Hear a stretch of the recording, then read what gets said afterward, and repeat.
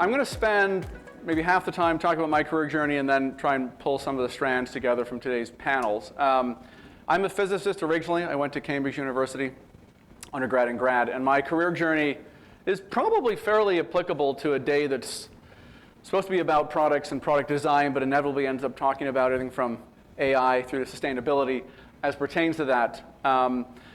What's interesting about half your life in gaming and half your life in fundamental science, which is what I've done, is you see how these trends play out over time. And I find it endlessly interesting, and we've heard it today, throughout the day, that sort of what's old is new again seems to be something that we all encounter in our careers. I started, after university building solar cells, as you just heard, and I left that industry. I was a global authority on cadmium diselenide solar cells. No one cares about this anymore, but they were really interesting 25 years ago.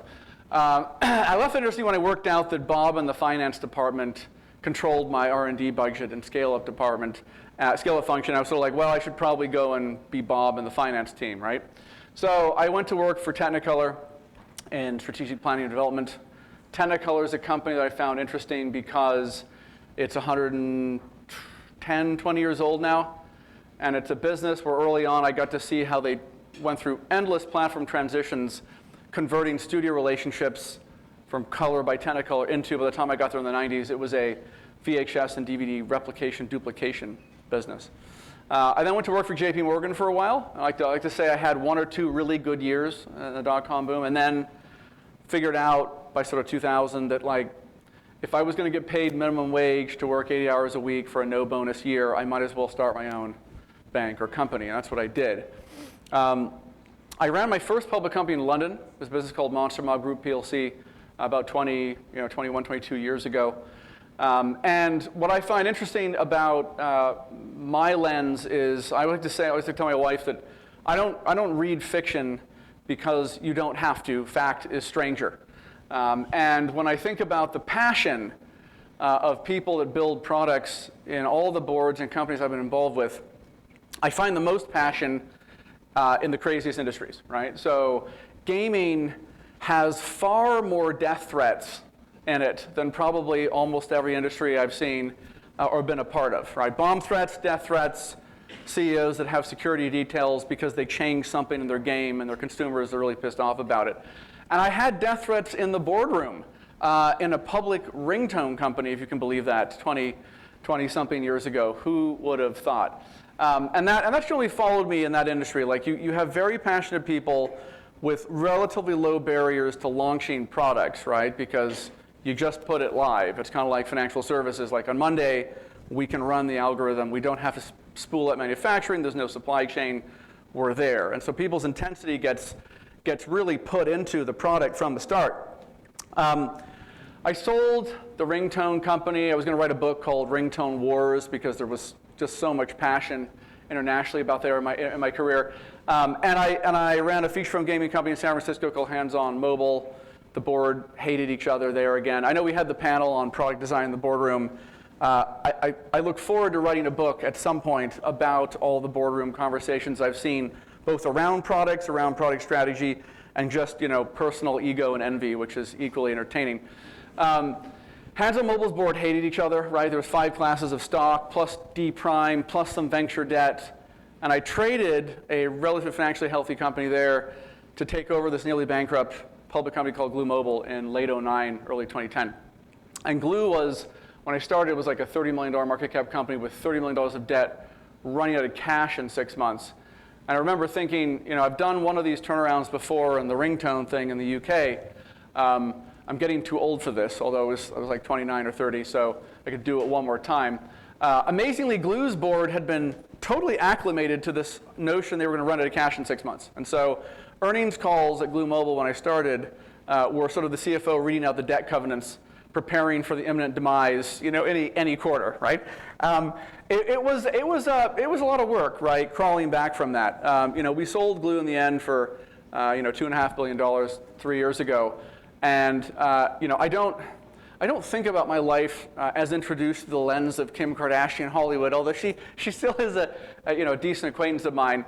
But there's no doubt that pioneering business models through products is something that everyone in this room has played, a role in, and I've always found intellectually interesting, and often, it is the company strategy, right? I always say that like the product strategy and the business model, it is the company strategy, right? And so at Glue, we were focused on free-to-play. We built the first free-to-play games in the country.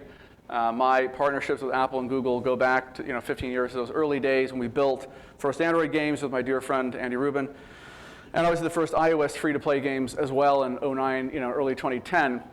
And being first to business models that are going to work, super, super relevant, obviously, to growing companies, and not just creating shareholder value, but obviously creating stakeholder value. Andy Rubin convinced me to join his escapade at Essential Products in late 16, early 17. We raised a lot of money to do Essential Products. We were gonna build a phone, tablet, AI, hardware, software company, and operating system. And believe it or not, Andy and I flew to Asia, and it sort of took us not even a week, right, to get the napkin from Masayoshi Son, take it to Terry Guo at SoftBank. He'll do another 100 too. And then we had Len Blavatnik as well. It was an interesting group of people writing, $300 million checks. That business went fine. I reflect a lot on the fact that you can have all the relationships you want in life. You can have all the talent. You can have, frankly, all the innovation. And it doesn't mean necessarily that your product's going to get the traction and get the scaling that you hoped, right? I was on a public mobile messaging board. We sold that to a private equity firm. I've bought other gaming companies with Carlyle and so on. That's a fascinating world. It's less relevant today because most PE firms don't really drive innovation. They milk innovation, right? That's how that works generally. And so after Essential, I joined the board of a business called Residio. That we have at least one person who's also worked here, and a number of A.T. Kearney colleagues who worked at Residio. Residio was the largest public company in Austin, Texas by revenue. It was the Honeywell Homes spinoff, the original Minneapolis and Long Island business. I was on the board because they wanted the Silicon Valley innovation thing, and at that time, I still counted, as I learned later, as their general counsel told me years later, I snuck in as age diversity as well. So that was the other reason they wanted me on the board. Residio. So we've had Patrina up here who worked with me there, and ultimately it was a fascinating learning experience for me because it's a company that's 120 years old, has a lot of IP, has a great channel, isn't focused on actually innovating new stuff because we can buy new stuff and sort of run the private equity model of sort of gutting engineering R&D, just rely on sales, marketing, IP, and away we go. And a lot of the older world businesses sort of tend to function like that. I am honored to be here closing today's conference because I hold A.T. Kearney in tremendous regard. I met Bharat, who's here, I think at the back there, as well as Babak. When Residio was starting a transformation that is going on to this day. And I think we couldn't have done it without them.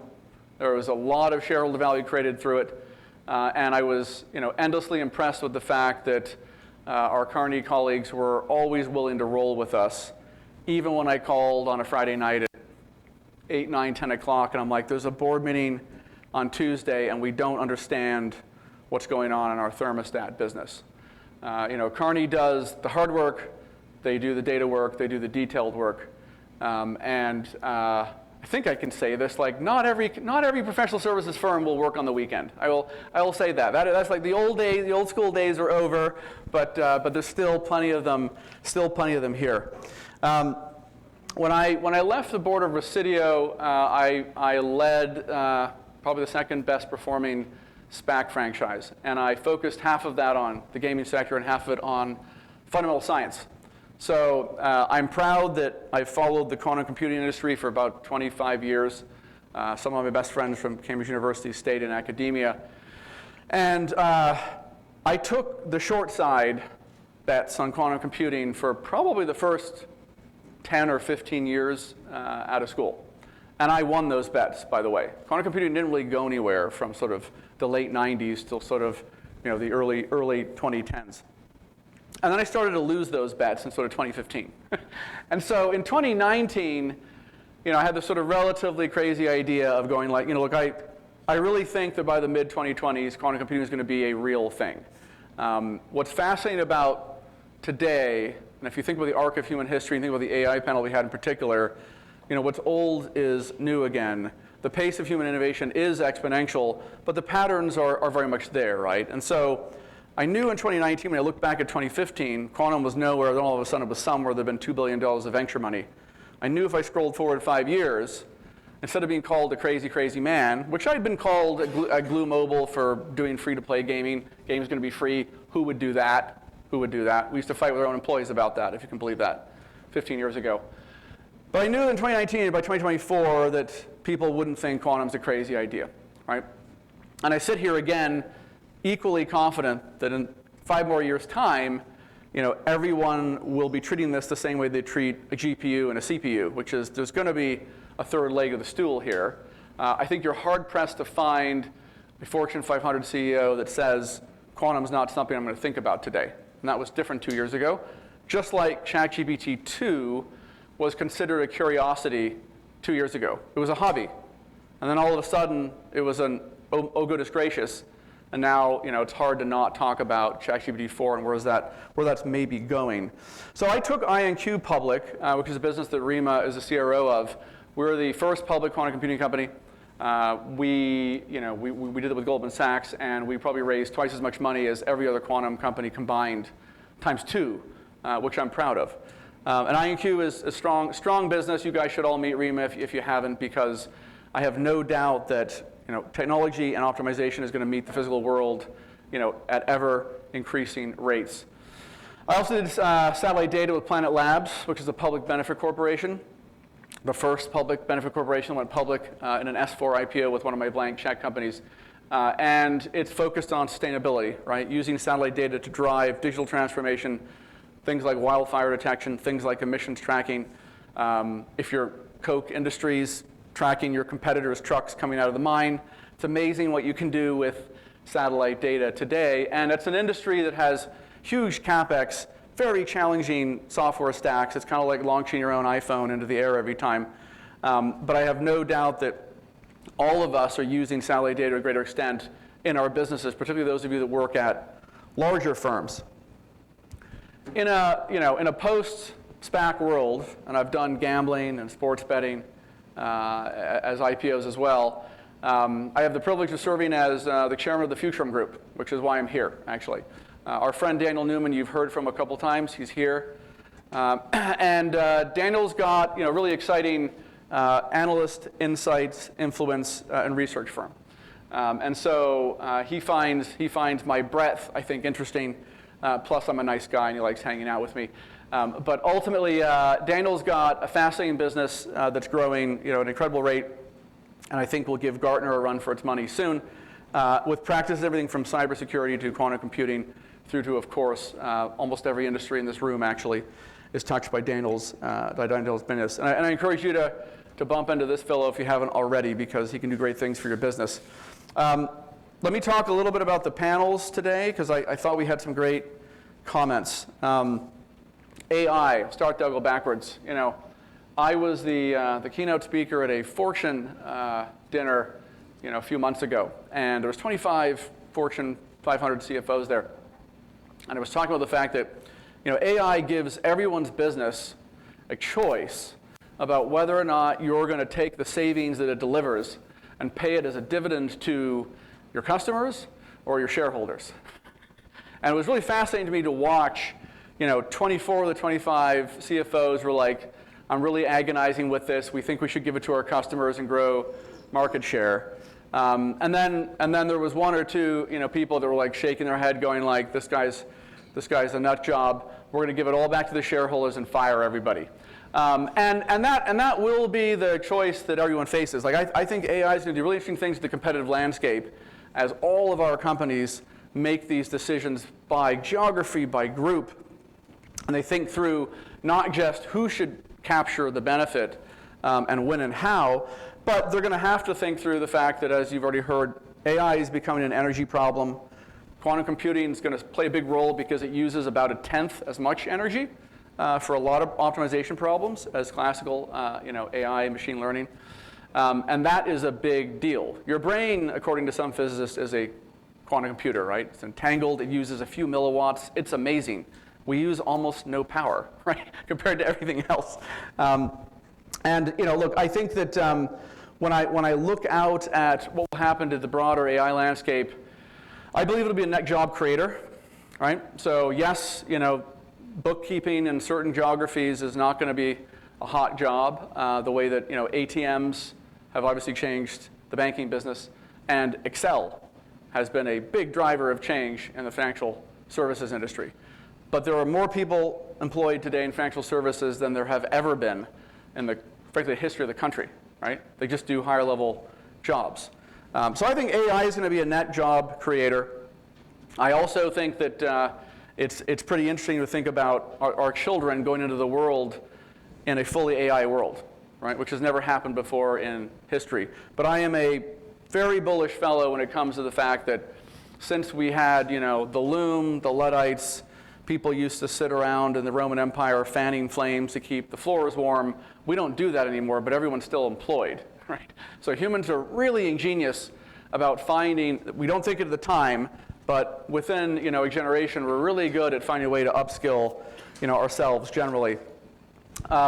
Supply chain, I think the resilience and activity around the supply chain is going to be ferocious in the coming years. We're in this interesting moment where we've had reshoring.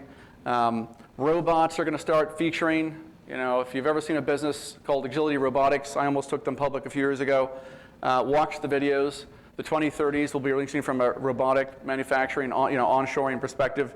I think that quantum computing will solve the traveling salesperson problem by the end of the decade, and that will transform the way a Walmart, a UPS, a FedEx, an Amazon thinks about optimizing delivery times. A lot of money to be had there. Talk about loving a product. I thought it was a really interesting panel before lunch today. I like to think about this topic through the lens of loyalty beyond reason, right? And that's what we're all trying to achieve when you talk about what Kevin Roberts said 20 years ago at Saatchi & Saatchi was making a love mark, right? We've talked about loving products for decades, right? It's a multi-segmental, multidisciplinary, multifunctional achievement for any company to create loyalty beyond reason, to create a love mark. And one of the lessons in my life throughout has been the fact that, yes, you have to design in that relationship, but most companies actually, in my opinion, and probably empirically fail to create love marks because of execution issues, right? Because of reliability issues, because of bugs, because of errors, right? You're just not going to love something if you get the green screen all the time or you have to restart it all the time. And having done a lot of startups myself, I see that all the time, right? I saw that in my Andy Rubin escapade, which I call both an honor and supreme frustration, in general. You can't love a phone or a thermostat or a piece of software if you get the green screen too often, right? Cybersecurity. We haven't talked about that today formally, but I'm going to raise it because people are stealing your designs. I am probably the only public company CEO in the room who's suffered from a phishing attack, right? So in summer of 16, I went to Napa in May for my wife's birthday. And I woke up on a Saturday morning at my friend's winery. I was just looking at my emails, like 7 a.m. And there was this email from our head of payroll that said, you sent me this email, right? And before I even read the thread, my heart sunk, right? Because I knew that my wife's birthday weekend was about to get trashed, right? I read down the thread, and it's sort of like, amazing people fall for this, because I write good emails, I capitalize things, I punctuate.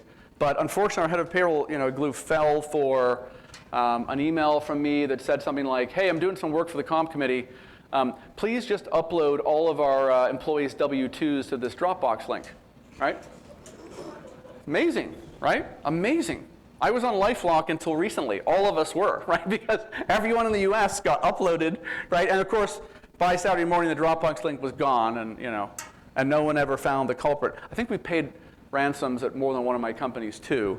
Cybersecurity is fascinating to me because AI and product design is running straight into this, right? Have you guys all seen that little case study of like the fake Zoom, right? Where people, have fake meetings telling people to wire money or sign off on stuff. At the same time, I think there's an interesting trend around cyber threats sending us back to the what's old is new thing, right? So my lesson from Glue was, like a lot of you work for big companies. We all have these phishing training programs, right? Where like everyone gets spammed, and there's someone, in the CIO office who's like, reports to the board of the quarter like, we did 1% better this quarter. Like, we are really learning here. No one's opening these things. And of course, as I like to point out to any company on the board of, you don't need to train 10,000 people. Niccolo was the CEO of a public company, and I couldn't have uploaded thousands of W-2s even if I'd received the email. There's like 5 people that know how to do that and where to find the information. And so, free advice for all of you. Like, great, people feel better about like the changing of like whether the QA person opened it doesn't matter. Like, what matters is there's 5 to 10 people at almost every company that can do all the damage because they access the files, they know where they are, and they're the ones that need 1,000x training, not peanut buttering across, the whole organization. I think that cyber is going to drive a lot that happens this decade. It's going to drive quantum networking, right? Not just quantum computing, but quantum networking, because people want absolute security. It's going to drive more in-person meetings. We're going to have more people going like, while we're here, let's sign off on a couple wires and stuff, right? And it's probably going to drive a return of the 1960s nuclear launch card, punch card thing, where the other guy stands there and inserts the card or whatever, right? You can't do it otherwise. Sustainability. I totally agree with a number of you who are nodding away when my friend Daniel Newman was like, people are prepared to pay this much for it. It's always something that we hope other people will pay for and do. And I find it both realistic and in some ways unfortunate that there's actually an inverse correlation between the oil price and people's interest around sustainability. So when oil price goes $100, all of a sudden we're down 90% in people talking about sustainability, because we all remember, at least a lot of people remember, that whether you're plugging in your EV, right, or plugging your phone in, most of that power is coming from stuff that's not so great for the planet, but that we don't have an alternative to right now. And I say this as someone who made solar cells with a lot of colleagues who were making solar cells from the 1970s onwards. I haven't seen any consumers be willing to pay for sustainability over utility. I think you probably all agree with that at this point. And there's also a correlation, by the way, between how the economy is doing, where interest rates are, and how wealthy we're all feeling. When everyone feels rich, sustainability is in the conversation. When excess savings have been drained in the US and rates are high, we're kind of back to, belt and braces, as they say. So look, I'm going to close on the role of humans in this. I agree with those of you who are on the optimistic side, and the reason for it is we've got 10,000 years of recorded history, right? And lots of stuff has come before us. My great-grandmother was born in 1888, and I always think, and she died when she was 101, and I think, what a century. Died in 1989, she's born on a horse, saw the car, saw aircraft, submarines, spaceships, and nuclear power. This was the generation that thought the Jetsons were happening in the 80s or 90s. Like, where's the flying car, and so on. And the great thing about AI is, yes, there will be job displacements in certain areas at certain times, but it will be a net job creator. Products power the world's economy. Everyone in the room is driving economic growth and lifting people out of poverty net. We also have huge responsibilities, right, by being the product creators. And because of the fact that everyone will learn to use ChatGPT-4, humans will be the differentiator. Humans will be the special part. I always counsel my friend Daniel Newman with the fact that, like, in a world where everyone can write, an AI research report, what's unique is the fact that Daniel has people.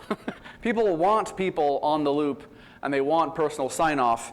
And the beauty of the way the US economy works anyway is we have a lot of lawyers.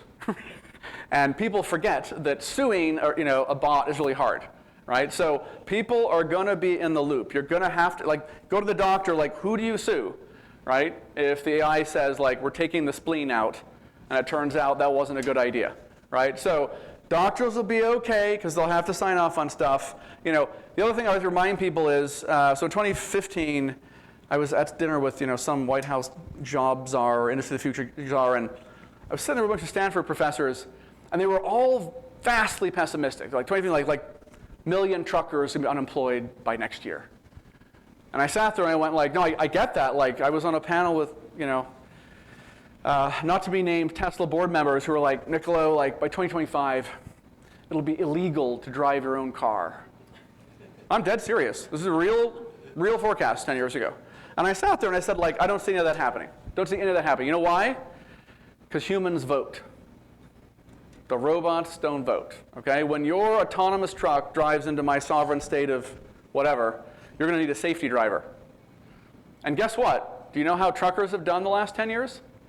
They're paid vastly more today than 10 years ago. It's a tight job sector. They have better benefits than ever. And away we go, right? And so the same thing will happen. Human creativity is hugely, hugely important, right? And I think everyone in this room, works for important people and important companies. And I expect that, at the end of the day, we'll be having this conference for many years to come. But humans will continue to digest and learn how to upskill ourselves, right? When I interview CEOs, CFOs, the main headache for those of you that impact the physical world is, what I usually hear is, I'm spending more money investing in how to use machine learning than I am in getting benefits from it. And that's the same technology adoption pattern we've had for thousands of years, right? Same for the internet, same for cell phones, same for Wi-Fi, same for wireless, on and on and on. Look, you're going to see, closing joke, who adopts to new technologies fastest? The game industry and the porn industry, right? They move to new platforms fastest. So you're going to see those industries do a lot, with these sorts of technologies. But ultimately, all of you in the room who impact the physical world, whether or not you make flow valves or you make, physical hardware, I think you're going to be able to digest the pace of innovation here. I think you're going to be able to grow your firm. And I agree that the jobs for our children will look different, but they're going to rhyme and they're going to be digestible. And I am bullish that the reason why the Dow passed 40,000 today is that there are some other people betting on exactly the same thing happening. So look, thank you for your time, and I will hand this back to A.T. Kearney unless anyone has any burning questions. I'm around for the next few hours. But thank you so much.